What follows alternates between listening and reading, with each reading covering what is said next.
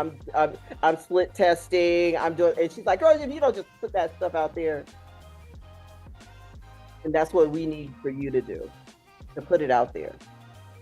Lydia's sitting on 40 GPT. I think I'm sitting on like 500 covers that need to go out in the world.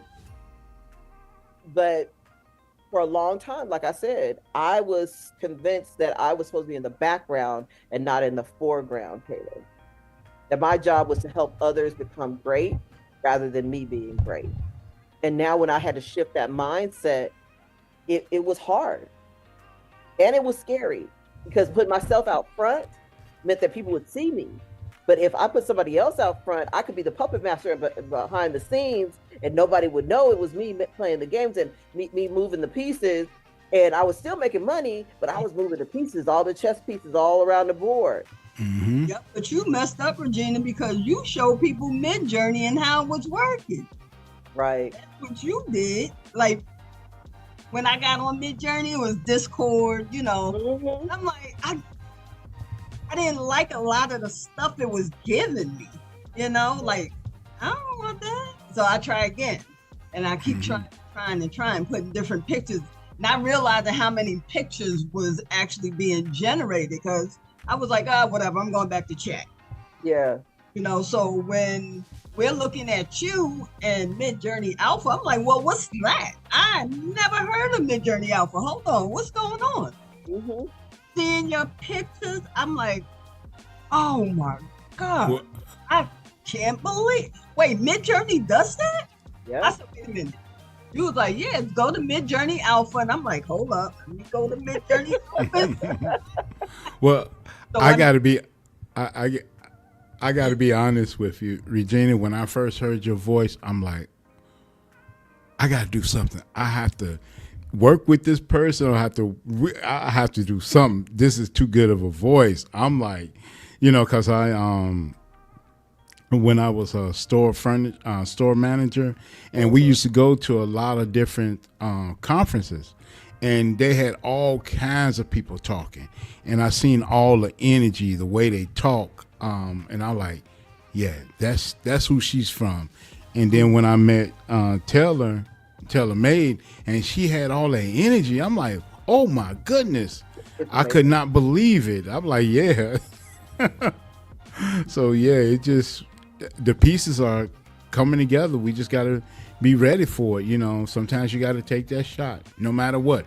Even if you have to close you close your eyes and swing, just close your eyes and swing. You never know. You're going to get a knockout.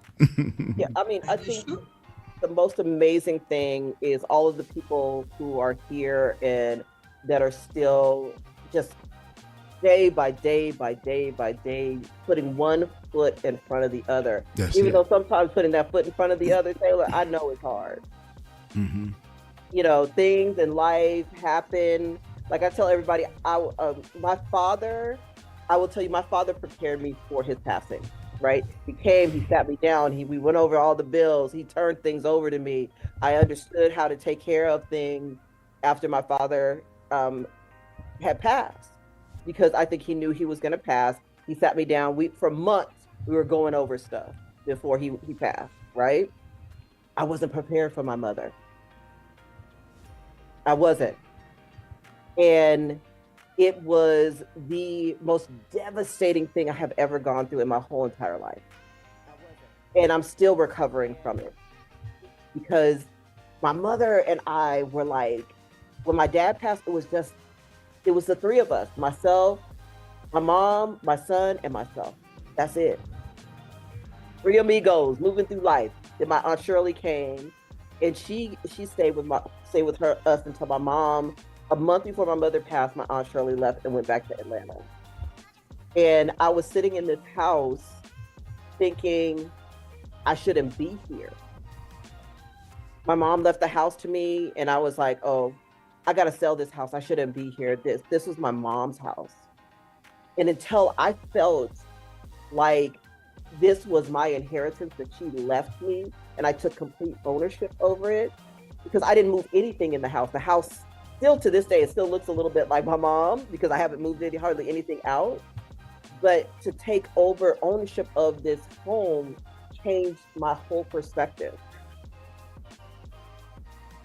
I was already paying for the house because my parents didn't pay the mortgage. I paid all the bills here, but it was their home. I came back when my dad got sick. And my son was like, Mom, you've been taking care of this house for years. And it hit me. It took him to say it for it to hit me, Taylor, that the greatness was already there. I was already doing it. And the same thing I'm seeing in you. The greatness is already there. You're already doing it. But sometimes we get so blinded by the things that have happened to us that we don't see ourselves. And I know that happened for me. I didn't want to do anything after my mom passed away. Nothing. All I was going to do is sell this house and go on a cruise ship somewhere. I was out. I was giving up on my life. I was done. This part of my life was over. I was just going to be on somebody's cruise ship, sitting somewhere, put my money in a money market account, catching interest, and that was it. But God had something else for me. He had something else. He had me to, during initially I started during my father's illness, and then I went really into it during my mother's illness. When I went into Midjourney. Midjourney saved my life. Because I was sitting at the hospital with my mom and she wasn't doing well. I would be on those calls with Hatane and Misha. And nobody knew the whole time. My mother would be on a bed or she would not be doing well. And she would wake up and she's like, oh, you doing your art? You doing your art? And I was like, yeah, mommy, I'm doing my art. And it saved me because I would be at the hospital for hours and hours at a time. And I would come on, I would smile, and nobody would know. But that's how I learned Midjourney, is because I would show it to my mother, right? I would show it to my mom, and she would be so happy about it. It was the thing. It was the thing. And I just really, really, I loved what I did. I loved it. I loved her so much and I miss her terribly, but she was the one that helped me to see what God had for me as she was leaving. Mm-hmm. So just know that greatness that you have in yourself is still there. You are able to move forward with this because this is your season. This is your thing. This is God's gift to you. Nobody else. To you. And I know, like I said, I know it's a lot. It's a lot. I'm excited about it. It's scary. I'm scared. I am.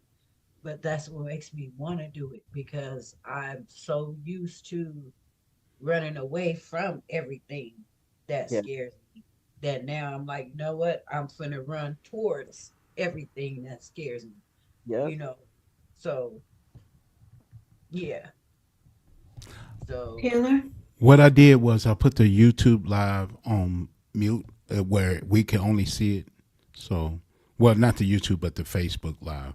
Okay. Okay. Yeah, Taylor, you said that you are running towards what scares you, right? Don't look at it that way. Look at it as running towards what is yours. Oh, And what God has for you is never scary. Never. never. It's kind of like if you hear his voice, and this has happened to me once in my entire life. And again, it was after my mom died. Mm. And I didn't know what to do. And I prayed, and I was in her room because after she passed, my aunts knew exactly what I was going to do. And they said, "You're not making that master bedroom a shrine," because my dad had Uh, passed years ago. They moved everything into her bedroom from my room. Everything, including my mattress. They switched the mattresses out. They said, "This is your room now." And I remember laying there one night